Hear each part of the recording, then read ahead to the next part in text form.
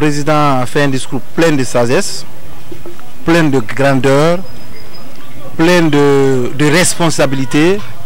Et dans ce discours, on ressent l'intérêt supérieur de la nation, le souci qu'il y a, monsieur le président de la République, non seulement pour le développement socio-économique de notre pays, mais pour la cohésion, l'entente, la paix.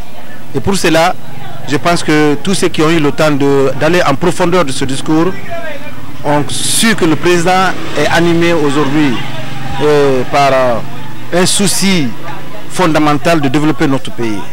Et il interpelle tous les Guinéens à aller sur la table de négociation ou de dialogue pour qu'on puisse se donner la main et faire avancer notre pays.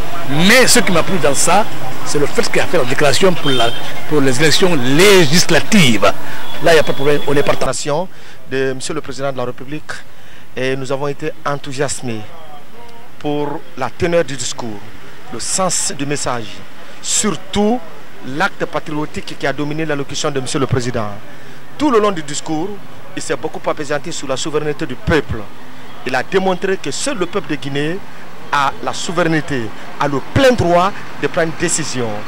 Il a appelé, n'est-ce pas, toutes les structures, toutes les composantes de la nation, qu'il s'agisse des syndicats, les membres du gouvernement, n'est-ce pas, les organisations de la société civile.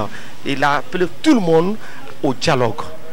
Parce qu'il a compris effectivement que notre pays, la République de Guinée, est un pays de dialogue. Nous n'avons jamais résolu nos problèmes par les armes.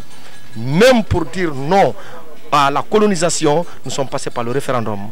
Donc, ce discours est un discours qui est venu décontracter l'atmosphère dans le pays. Et ce discours a rassuré davantage le peuple de Guinée, n'est-ce pas, de l'action de M. le Président de la République et de son souci majeur de faire de la Guinée un havre de paix, de cultiver la paix entre les Guinéens, la solidarité.